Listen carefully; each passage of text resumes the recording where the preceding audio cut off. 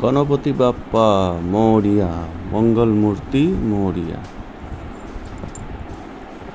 Hello বন্ধুরা, আজকে শুভ গণেশ চতুর্থী। এই শুভ গণেশ চতুর্থীতে আমার চ্যানেল এক্সপ্লোরার শুভর পক্ষ থেকে আপনাদের সকলকে প্রীতি, শুভেচ্ছা ও অভিনন্দন। চলুন আজকে আপনাদেরকে নিয়ে যাই মুম্বাই, মহারাষ্ট্র, যেখানে গণেশ পুজোটি সবথেকে বিখ্যাত। সেইখানে তো চলুন বন্ধুরা যাওয়া যাক। গণেশ চতুর্থী বা বিনায়ক চতুর্থী বা বিনয়গড় চতুর্থী নামেও পরিচিত। এগুলি হলো হিন্দু দেবতা গণেশের জন্মদিন। উৎসবটি গণেশের মাটির মূর্তিগুলি বাড়িতে, ব্যক্তিগতভাবে বা প্রকাশ্যে বিস্তৃত প্যান্ডেলগুলিতে স্থাপনের সাথে সাথে চিহ্নিত করা হয়।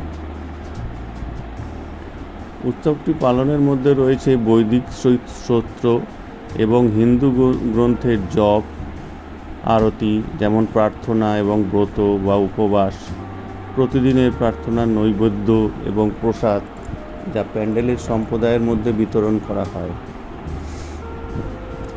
এতে মোদকের মতো মিষ্টি অন্তর্ভুক্ত থাকে, যাকে আমরা বলি লাড্ডু, কারণ এটি আমাদের গণপতি বাপ্পা গণেশের প্রিয়, অত্যন্ত প্রিয়।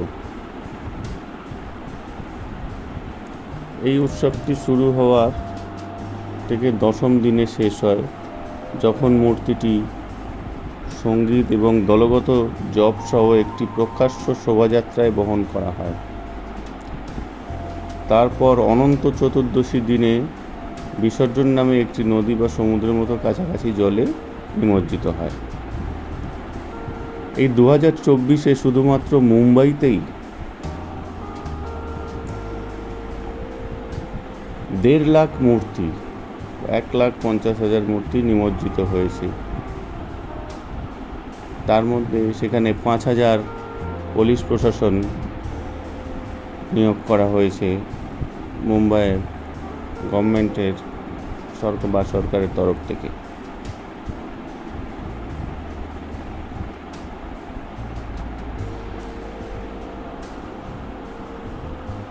যদিও গণেশ চতুর্থীর উৎস অজানাই রয়ে গেছে, 1893 সালে মহারাষ্ট্রে বিশিষ্ট ঔপনিবেশিক বিরোধী স্বাধীনতা সংগ্রামী লোকমান্য বাল গঙ্গাধর তিলক দ্বারা একটি জনসাধারণের উদযাপন শুরু হওয়ার পরে এটি ক্রমবর্ধমান জনপ্রিয় হয়ে ওঠে।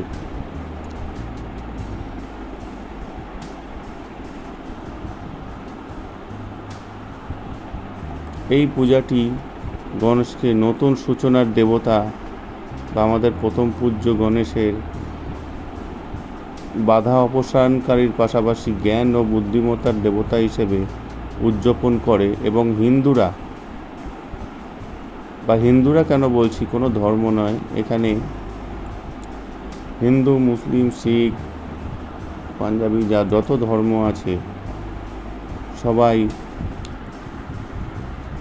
এই ভারতীয় উপমহাদেশে, বিশেষ করে মহারাষ্ট্র, মধ্যপ্রদেশ, কর্ণাটক, উড়িষ্যা, তেলেঙ্গানার মতো রাজ্যগুলিতে পালন করা হয়।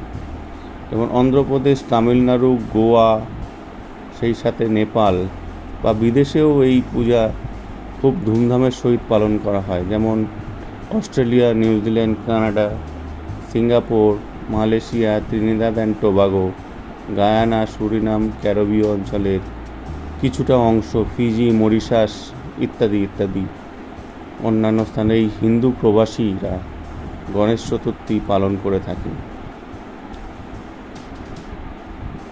ইউরোপের গ্রেগরিয়ান ক্যালেন্ডারে গণেশ চতুর্থী প্রতি বছর 22শে আগস্ট থেকে 20 সেপ্টেম্বরের মধ্যে পড়ে।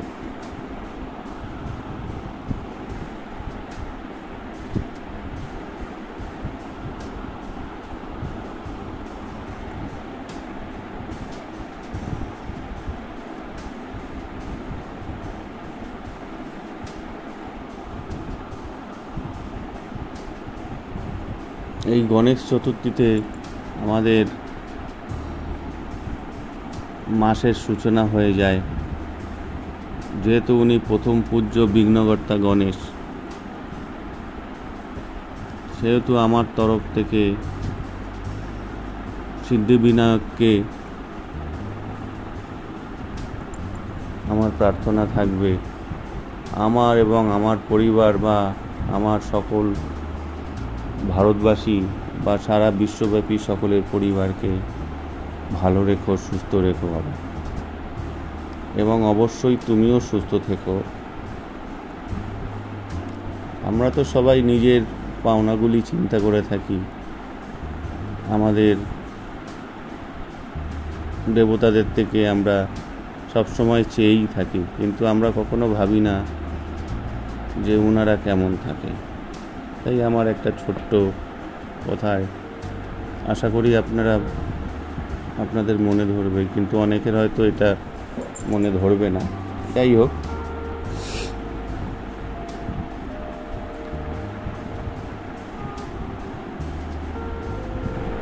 তাহলে চলুন বন্ধুরা, আগে জেনে নেওয়া যাক আমাদের গণপতিজির জন্মের কিছুটা কাহিনী। কথিত আছে উবটন দিয়ে একটি বালকের মূর্তি তৈরি করেন আমাদের মাতা পার্বতী, এরপর তাতে প্রাণ প্রতিষ্ঠা করেন। জীবনদানের পর ওই বালককে নিজের পুত্র স্বীকার করেন পার্বতী। শুধু তাই নয়, পরম শক্তিশালী এবং বুদ্ধিমান হওয়ারও আশীর্বাদ দেন তাকে। যে সময় গণেশের জন্ম হয় তখন শিব কৈলাসে ছিলেন না। কৈলাস ফেরার পর গুফাধারে একটি বালককে দাঁড়িয়ে থাকতে দেখে। সেই গুফাতেই ছিলেন পার্বতী। মায়ের আদেশ মেনে শিবকে ওই গুহায় প্রবেশ করতে দেননি গণপতি, ফলে গণেশের ওপর রেগে যান মহাদেব। এরপরই দেবতাদের সঙ্গে গণেশের যুদ্ধ বাধে। একে একে সমস্ত দেবতাই গণেশের শক্তির সামনে পরাজিত হন। এরপর ত্রিশূল দিয়ে নিজের অজান্তেই পুত্র গণেশের শিরচ্ছেদ করেন মহাদেব। গণেশের মৃত্যুতে ক্রুদ্ধ পার্বতীকে শান্ত করতে অবশেষে গণেশের প্রাণ ফিরিয়ে দেন শিব। হাতির মাথা ওই বালকের দেহে যুক্ত করা হয়। জন্মের কিছু সময় পর পিতার সঙ্গে যুদ্ধ এবং তার প্রথম পূজ্যের আসন লাভ করেন তিনি। এমন পরিস্থিতিতে তৈরি হয়েছিল তার জন্মের সময়ের কারণ। শাস্ত্রমতে ভাদ্রপদ শুক্লপক্ষের চতুর্থী তিথিতে গণেশের জন্ম হয়। তাই শাস্ত্রে ভাদ্রপদ বা শুক্লপক্ষের চতুর্থী অত্যন্ত গুরুত্বপূর্ণ। এই দিনই সারা দেশে গণেশ চতুর্থী পালন করা হয়। জ্যোতিষশাস্ত্রে চতুর্থীকে রিক্তা তিথি বলা হয়েছে।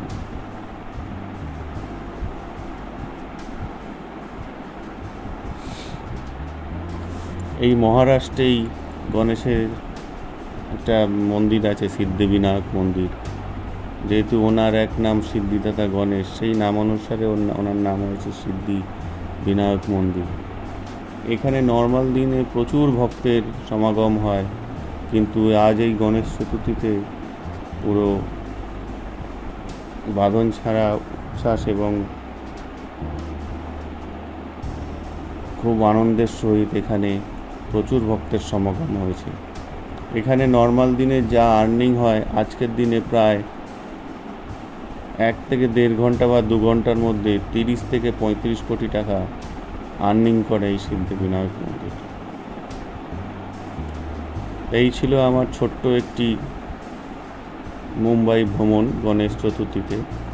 ভিডিওটি আপনাদের ভালো লাগলে বন্ধুরা অবশ্যই আমার চ্যানেলটিকে সাবস্ক্রাইব করবেন এবং আমাকে আশীর্বাদ করবেন, এবং আরও দ্রুত যাতে ভালো ভিডিও বানিয়ে আপনাদের সামনে পেশ করতে পারি সেই আশীর্বাদটুকু আপনাদের থেকে আমি চাইছি। আশা করব আপনারা এই আশীর্বাদটুকু করবেন এবং কমেন্ট করবেন।